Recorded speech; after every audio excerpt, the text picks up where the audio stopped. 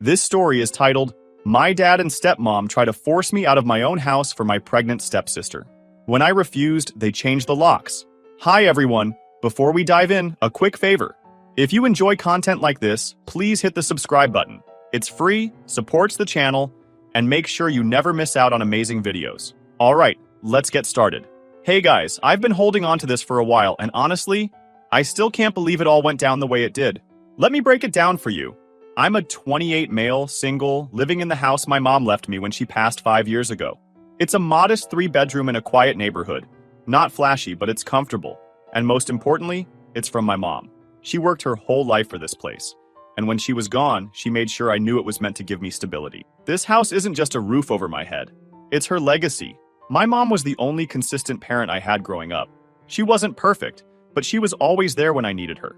My dad, on the other hand, checked out after the divorce. He remarried pretty quickly, and let's just say his priorities shifted. His new wife was always the center of his world, and her daughter, let's call her Savannah, was treated like royalty. Savannah's 25 now and pregnant. I don't have a problem with her being pregnant. That's not the issue. The problem is she's one of those people who just assumes the world owes her something. Her mom and my dad have been feeding that ego of hers since we were young. If Savannah wants something, she gets it. Doesn't matter if it's a new car, expensive vacations, or random crap she decides she wants. They bend over backward to keep her happy. Total, I want it, I got it attitude. I've kept my distance from all of that. I see my dad here and there, but I've made it clear that I like my space. The house is my sanctuary. It's where I can just live my life without anyone interfering. I've got a decent job, some good friends, and a pretty straightforward routine. I'm not rolling in cash, but I'm stable. That's more than a lot of people can say these days. For now, it's just me in the house. And honestly, I like it that way. No roommates, no drama, just peace and quiet. Exactly what I needed after my mom passed away. Now, back to Savannah. A few months ago, her boyfriend, some guy named Tyler, left her. Honestly, I could see it coming from a mile away. He always seemed like the type to bail when things got real. Savannah didn't seem too broken up about it, though. From what I heard, she went straight back to her mom and my dad, where she was immediately babied and spoiled all over again. They cooked for her, bought her maternity stuff, and basically treated her like she was made of glass. I didn't think much of it at first. That's their business, not mine. But then, out of nowhere, my dad calls me up and says he wants to talk. This isn't something he does often, so I figured it must be important. I head over to their place, and as soon as I walk in, I can tell something's up. My dad and his wife are sitting at the kitchen table, and Savannah's there too, rubbing her belly trying to remind everyone she's pregnant. They started off with some meaningless small talk, the kind where you know they're stalling. My dad asked how work was going, and his wife nodded along like she cared.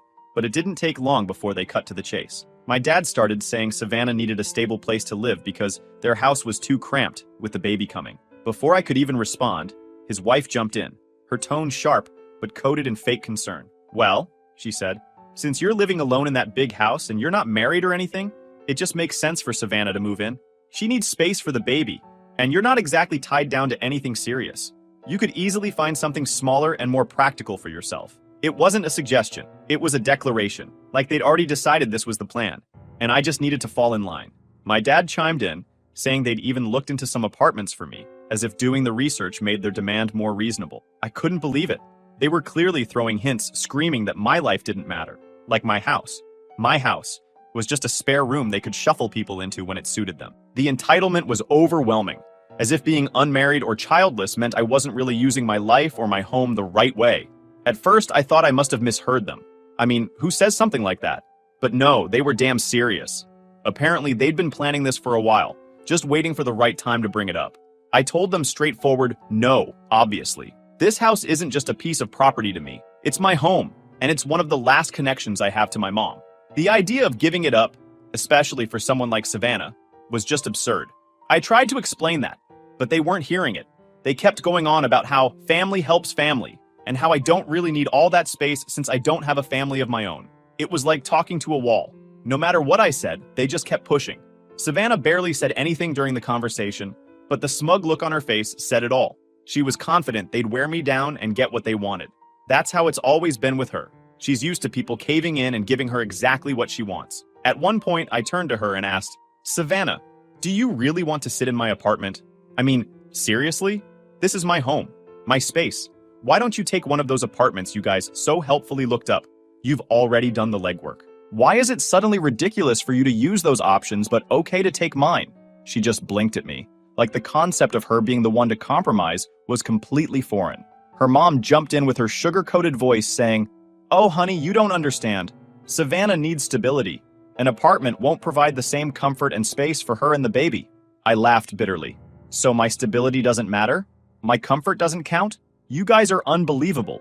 You walk in here, demanding I uproot my entire life for Savannah's sake, and you expect me to just roll over and say yes? Savannah didn't flinch, just sat there with her arms crossed, that smug look plastered on her face like she'd already won. She wasn't even trying to engage, leaving her mom and my dad to do all the dirty work for her. It was obvious she didn't think she needed to explain herself. In her mind, it wasn't a request. It was an inevitable outcome. Her mom jumped in, her voice sharp and condescending. "It's not about your comfort. This is about what's best for the family. Savannah is bringing a new life into this world. Don't you think that's a little more important than your need for space? You're a grown man. You don't need a big house all to yourself. It's selfish to hold on to something that could give her and the baby a better start in life." I stared at her, stunned by the sheer audacity. Selfish? Are you serious right now? You think I'm selfish for keeping what my mom left me? This isn't just some space I'm clinging to. This is my home. This is where I've built my life. And you're sitting here telling me I should just hand it over like it's nothing? My dad sighed, clearly frustrated, and decided to jump in. "We're not asking you to give it up forever," he said, as if that somehow made it better. "Just think of it as helping Savannah get back on her feet. Once she's stable, maybe she can move out, and you can figure out something else for yourself. We're just trying to do what's best for everyone." "For everyone?" I snapped. "No, you're trying to do what's best for her. Let's not pretend this is about the family or doing what's right. This is about you bending over backward for Savannah, like you always do, and expecting me to clean up the mess. Guess what? I'm not playing along." Savannah's mom narrowed her eyes. "It's called being part of a family. Sometimes you have to make sacrifices for the greater good. If your mother were here, she'd—" "Don't," I interrupted, my voice cold. "Don't you dare bring my mom into this. She left this house to me because she trusted me to take care of it. She knew exactly how you'd behave, and that's why none of you are even mentioned in her will. So don't sit here and tell me what she would have wanted, because you have no idea." They didn't say anything to that. My dad looked uncomfortable and went to do something else. Savannah just sat there, arms crossed, with that same smug expression. It was clear she thought I'd give in eventually. She didn't even try to argue or defend herself. Just let her mom and my dad do all the talking, like she was above having to justify this ridiculous demand. To her, it wasn't a negotiation. It was just a matter of when, not if, they'd get their way. But this time, they were messing with the wrong person. This house isn't up for negotiation. My mom trusted me with it, and I'm not about to let them guilt me into giving it up. Still, I could tell this wasn't the end of it. They left the conversation open-ended, like they were expecting me to change my mind, but I didn't. Although I thought maybe they'd cool off and realize how ridiculous the whole thing was after I explicitly said no in their faces. But it was just the beginning. My dad and his wife seemed to think persistence was the key. Like if they kept bringing it up, I'd eventually cave. It started with small, passive-aggressive comments. My dad would call and casually ask if I'd thought more about helping out. His wife texted me articles about the importance of supporting single mothers, as if I'd suddenly feel enlightened and offer up my home. Savannah stayed quiet for the most part, but I could tell she was confident her mom and my dad would handle everything for her. Then they upped the ante. They started showing up unannounced. It wasn't like they were coming over to visit, though. Every time they came, they'd find some excuse to bring the conversation back to Savannah and her needs. One time, my dad showed up with a box of baby clothes for storage. He walked in like it was the most normal thing in the world and asked where he could put it. I told him he could take it back to his house. He gave me this look like I'd just insulted him. "It's just temporary," he said. "You're not even using the guest room." I told him the guest room wasn't for storage. It was for guests. He grumbled but eventually took the box back to his car. That set the tone for every interaction after that. They'd bring up some solution that involved me giving up my space, and I'd shut it down. The thing is, I could tell they didn't see me as the actual owner of the house. To them, it was just a convenient resource they could use however they wanted. My mom left it to me, but they acted like it was still up for grabs, like I'd just been holding it for Savannah until she needed it. What really pissed me off was how they framed everything as if I was the selfish one. They made it sound like I was just sitting on this treasure trove of space and refusing to share it out of spite. It wasn't enough that I said no. I had to justify my decision over and over again to people who didn't want to hear it. Things escalated when Savannah decided to insert herself into the situation more aggressively. One afternoon, she rolled up to my house, popped her trunk, and casually asked me to help her unload a stroller. I stared at her like she'd lost her mind, and asked why she was bringing a stroller to my house. Well, where else am I supposed to put it? I don't have the room right now. She said I was trying to process the sheer audacity of her statement. Not my problem, I replied, already feeling the frustration building. That, of course, triggered her. She launched into this self-centered rant about how I was making things so much harder for everyone, as if I'd personally created her problems. Family is supposed to stick together, she said, as though that somehow justified dumping her issues on me. She continued, "You don't understand how stressful it is to be in my position. You've got no idea what it's like to have a baby on the way," she added, with this tone that suggested I was some clueless idiot who couldn't possibly comprehend real life. She was right about one thing. I don't know what it's like to be pregnant, but what I do know is what it's like to have responsibilities. And unlike her, I've been handling mine without expecting anyone to swoop in and fix everything for me. More importantly, I don't demand sitting in other people's houses just because I don't have enough space. So I told her, point blank, "Your problems aren't mine to solve, and I'm not about to turn my life upside down just because you refuse to figure out yours." That did not go over well. Her face twisted into this look of pure hatred, like I just told her the world didn't revolve around her, which, let's be real, I basically did. She stormed off in a huff, but not before throwing one last gem over her shoulder. "You're going to regret this someday." The irony of her whole tantrum wasn't lost on me. She'd spent her entire life being coddled and catered to, and now, for the first time, someone wasn't bending to her will. Instead of realizing how absurd her demands were, she acted like I was the one being unreasonable. Bringing a stroller to my house, assuming she'd just park herself and her baby here, was the most ridiculous thing I'd ever seen. It was like she genuinely believed my house was already hers, and I was just an obstacle to be removed. It didn't stop there. They just kept pushing my limits. The other day, my dad came over with a realtor. He didn't even tell me he was coming. I was sitting in my living room when I heard the knock on the door. I opened it to find him standing there with a woman holding a clipboard. "I thought we could look at some options for you," he said. I didn't even let them inside. I told them to leave and slammed the door. That was the last straw for me. It was clear they weren't going to stop until I did something drastic. At that point, I knew I couldn't trust them anymore. It wasn't just about the house, it was about the principle. They thought they could bully me into submission because that's how things had always worked with Savannah. But I'm not Savannah, and I don't roll over for anyone. That night, I called a security company and arranged for cameras to be installed around my property. It wasn't a huge move, but it was a step toward protecting what was mine. I wanted to be prepared for whatever ridiculous stunt they might try next. I truly didn't feel safe anymore, dreading the house could be taken from me, or they might come up with any nonsense idea to get me kicked out of the house legally. I knew damn sure that they weren't going to stop until they hit a wall they couldn't climb over. So, I made it my mission to be that wall. I wasn't going to play their games anymore, and I wasn't going to entertain any more conversations about how I should just hand over my house. And just like I expected, they came up with a new, even more creative idea.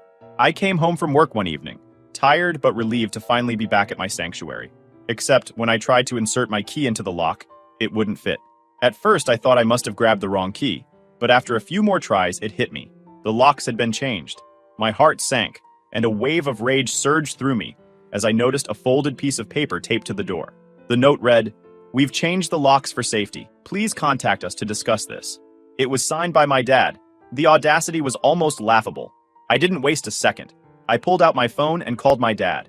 He picked up after a few rings, his tone casual, like this wasn't the most insane thing he'd ever done. "What the hell is going on?" I said, barely able to keep my voice steady. "Why are the locks on my house changed?"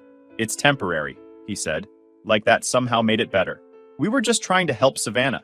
You've been so resistant, and we thought maybe this would be the easiest way to make things smoother for everyone." "For everyone?" I snapped. "You mean for you and Savannah? You've crossed every line imaginable.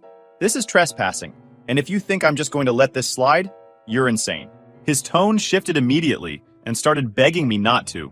"Don't call the cops. Please, don't escalate this. It'll look bad for the family." "Look bad for the family? You think that's my concern right now?" I shot back. "Here's what's going to happen. You're going to get whoever changed those locks to fix this immediately, or I will call the cops, and I'll press charges for trespassing and attempted theft." There was a pause, and for a moment, I thought he might actually try to argue with me, but he must have realized I wasn't bluffing, because his tone softened further. "Okay, fine. We'll fix it. But you're being so unreasonable. We're just trying to do what's best for Savannah and the baby. You know this is a temporary solution. I ignored his attempt to guilt me. You have until the end of the day to fix this, or the police will be involved. That's not negotiable. After some more muttering and weak protests, he finally agreed. I hung up without another word, my hands shaking with anger. This wasn't just another overreach. This was a direct, calculated move to take what wasn't theirs. It was a blatant violation of my home, my boundaries, and my trust. A few hours later, the locksmith returned, and the locks were changed back. My dad didn't show his face, and neither did Savannah or her mom. I stood by the door the entire time, watching every move, ensuring nothing was left undone. Once everything was back to normal, I sat down in my living room, staring at the walls of the house that had become my battlefield. This wasn't just another attempt to guilt me or push my limits. This was a declaration of war. I knew then that things weren't going to de-escalate on their own. If they were willing to go this far, there was no telling what they'd try next. But if they thought I was just going to roll over and let them have their way, they were in for a rude awakening. That night, I stayed up late going through paperwork and making calls. I wanted to make sure there was no way they could pull something like that again. But what really got to me was how they acted like this was normal. They genuinely thought they were entitled to my house. It didn't matter that my mom had left it to me, or that I'd been living there for years. To them, it was just a house, something they could take if they wanted it badly enough. I started moving towards taking legal actions. When I sat down with my lawyer and told him about everything, how my dad and stepmom had been pressuring me nonstop, how they'd gone as far as changing the locks on my house, he listened carefully, asking pointed questions about the house, my mom's will, and any unusual behavior from my dad in recent months. At first, I thought he was just being thorough, but then he leaned back in his chair and said, "I need to tell you something. Your dad has already inquired about contesting your mom's will." I was confused. "What do you mean? Contesting it? When?" "Months ago," he explained. He didn't file anything officially, but he did consult with a lawyer about the possibility of claiming the house as family property instead of your inheritance. From what I gather, he was looking for any loophole he could use to gain control of the house. I sat there, stunned. All this time, while pretending to be on my side or at least trying to keep the peace, my dad had been plotting to take the house out from under me. This wasn't some spur-of-the-moment idea cooked up by my stepmom. They'd been planning it for months, long before they even started pressuring me to move out. "He doesn't have a strong case," my lawyer added quickly, probably noticing the panic on my face. "Your mom's will is airtight, and the house was explicitly left to you." But the fact that he even considered it says a lot about his intentions. It wasn't just betrayal, it was premeditated. My dad had been looking for ways to take what my mom left me while pretending to care about my well-being. The manipulation, the constant guilt trips, the emotional blackmail, it all made sense now. This wasn't about Savannah needing a place to stay.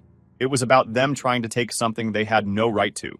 Hearing this made my frustration boil over. This isn't just about standing up for myself anymore. It's about protecting what my mom worked her whole life to give me.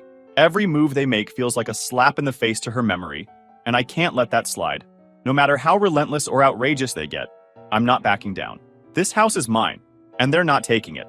I'll let you guys know what happens next. Update 1. Hey everyone. I thought I would give you an update once I figure out what to do. So here we go. So, after everything I'd learned from my lawyer, I spent the rest of that night replaying every interaction with my dad over the past few months. I couldn't keep avoiding him and proceed legally. I had to directly tell him that I know what he's been planning for. So, I confronted him. I didn't bother calling or texting. I showed up at his house unannounced, just like he and his wife had done to me so many times before. When he opened the door, he looked surprised, caught off guard, but there wasn't even a flicker of guilt on his face. That was the part that stung the most. He acted like he had nothing to feel ashamed about. "I need to know why you've been looking into contesting Mom's will," I said, cutting straight to the point. His face twisted into a mix of confusion and defensiveness. "What are you talking about?" he asked, feigning ignorance. "I don't know where you're getting this idea, but it's not true." "Don't lie to me," I shot back. "I already know you spoke to a lawyer about it months ago. So let's hear it. What were you planning to do?" "It's not like that," he insisted, stumbling over his words. "I wasn't trying to take anything. I just wanted to see if there were options for the family." "For the family?" I repeated, my voice sharp with disbelief. "Let's be real. It's not about the family, it's about Savannah. Don't stand here and pretend this is about anything else. You were planning to take the one thing Mom left me, and you think that's okay?" "I wasn't planning anything," he snapped. "I was just..." Considering possibilities, that house is too big for you anyway. And Savannah, she's in a tough spot. She needs a stable home for the baby. And that means stealing mine? I countered, my frustration boiling over. You didn't even ask for my help. You went behind my back, tried to manipulate me, and now you're acting like you're doing me some kind of favor? It wasn't like that, he repeated weakly, but his eyes wouldn't meet mine. He looked everywhere but at me, the way he always did when he didn't want to admit he was wrong. I stood there for a moment, waiting to see if he'd say something that might justify any of this. He didn't. I shook my head and turned to leave. There was no point in arguing with someone who couldn't even own up to their actions. That conversation cemented everything I already knew. I couldn't trust him. He wasn't acting like a father. He was acting like someone who thought my life, my home, and my choices were his to control, because it fit his own narrative. Back at home, I called my lawyer to discuss what to do next. He reassured me that my mom's will was rock solid, and that my dad didn't have a legal leg to stand on. Still, it was clear this wasn't just about legalities, it was about wearing me down. They were trying to make me feel like the fight wasn't worth it, like it would be easier to just give in and let them have their way. The next few weeks were a blur of meetings, emails, and constant vigilance. I filed paperwork to ensure the house was fully secured in my name, with no loopholes they could exploit. I upgraded my security system, added more cameras, and even reached out to a title protection service to keep an eye out for any shady activity. It felt like I was fortifying a castle against invaders, and honestly, that's exactly what it was. Savannah, meanwhile, doubled down on her tactics. She started posting cryptic messages on social media about being abandoned by family and having to fight for what's right. She didn't name me directly, but it was obvious who she was talking about. Mutual acquaintances started reaching out, asking what was going on and if there was any way to smooth things over. I kept my responses short and factual. I wasn't interested in playing her game or airing my side of the story to the world. But as the weeks went on, their efforts started to falter. The legal fees were piling up on their end, and my lawyer assured me they'd run out of options soon. Still, I couldn't shake the feeling that this wasn't over. People like them don't just give up. They regroup, find new angles, and come back when you least expect it. By the time everything finally settled down, I was absolutely drained. Fighting for my home, my peace, and my boundaries took everything I had, but it was worth it. This wasn't just about a house. It was about standing up for myself and refusing to let anyone walk all over me.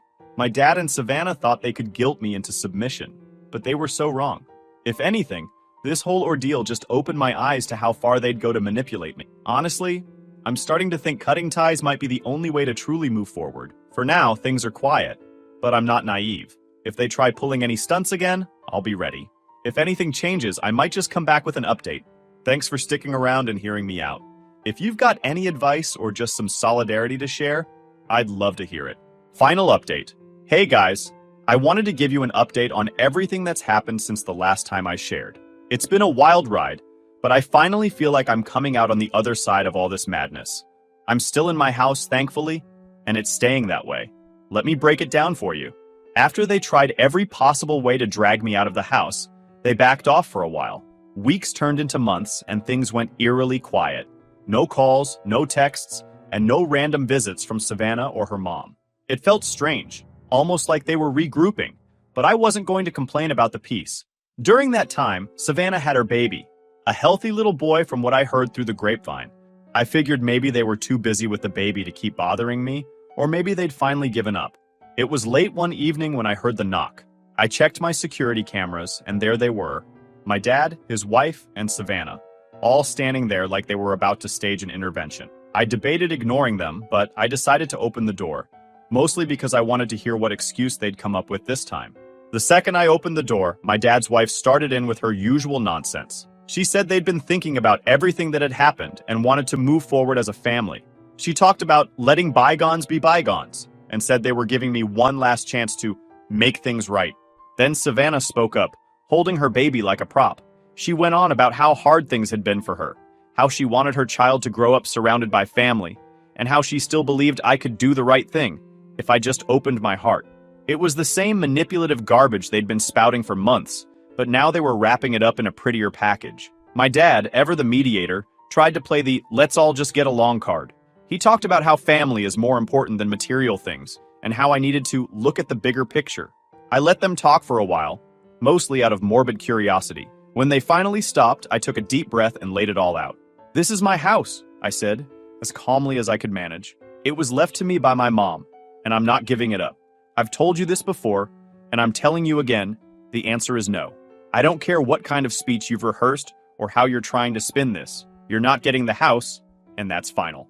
That should have been the end of it, but of course it wasn't. Savannah's mom immediately launched into accusations, shouting about how selfish I was, claiming I was putting material things over family, and failing to fulfill my so-called duty. She threw out every argument she could think of, trying to frame me as the villain in this whole situation. Savannah jumped in next, following the same script as always. She cried about how hard I was making her life, and how she couldn't believe I would abandon her and the baby in their time of need.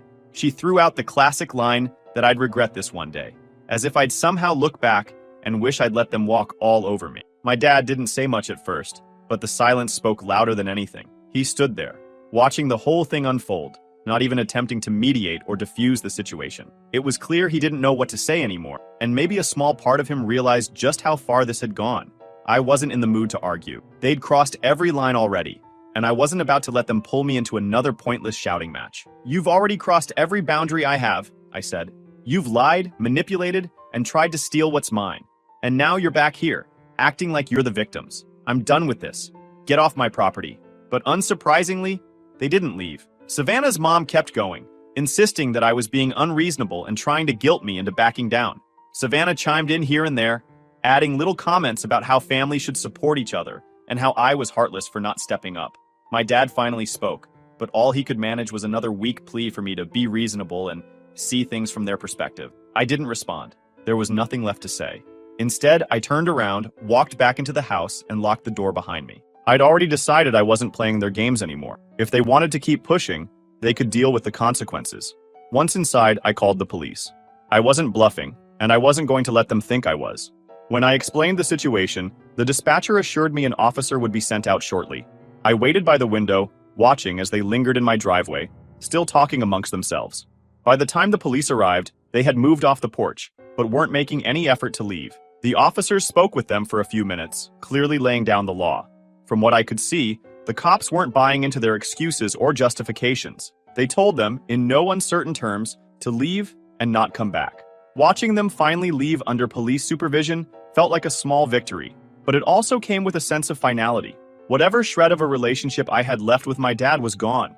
As I sat down to collect my thoughts, I realized just how exhausted I was. They'd taken so much out of me, not just time and energy, but also the sense of security I'd felt in my own home. Still, I knew I'd made the right choice. Setting boundaries with people like that wasn't just necessary, it was survival. That night, I made a decision. I wasn't just done with the house drama, I was done with them altogether. I blocked their numbers, unfollowed them on social media, and made it clear to mutual acquaintances that I didn't want updates or messages passed along. Cutting ties was hard at first, but when I looked back at everything they'd done, I realized there was nothing left to salvage. They didn't care about me or my boundaries. They only cared about what I could give them. Instead of having a toxic family, I leaned on my friends more. They'd been there for me through all the chaos, reminding me that I wasn't crazy for standing my ground. One of them suggested I throw a housewarming party, not because the house was new, but because I'd fought so hard to keep it. The idea made me laugh, but it also felt fitting. The party was small, just a handful of close friends, but it was perfect. For the first time in a long time, I felt genuinely happy. I wasn't just surviving, I was thriving. Looking back on everything, I'm proud of the way I handled it. It wasn't easy, and there were moments when I wanted to give up, but I didn't. I stood my ground, and I proved to myself that I'm stronger than I ever thought I could be. This house is more than just a place to live. It's a reminder of everything I've fought for. It's a symbol of my independence, my resilience, and my ability to stand up for what's right, even when it's hard. If there's one thing I've learned from all of this, it's that family isn't about blood. It's about respect, trust, and mutual support. And if someone isn't willing to give you those things, they don't deserve a place in your life, no matter who they are. So, to anyone out there who's facing something similar, stand your ground, set your boundaries, and don't let anyone guilt you into crossing them. You don't owe anyone your peace, your stability, or your happiness. I've moved on from all of this now. I still live in my house, and every time I walk through the door, I'm reminded of what I've overcome. It's not just a house, it's home. And I'm not letting anyone take that away from me. Thank you guys for reading.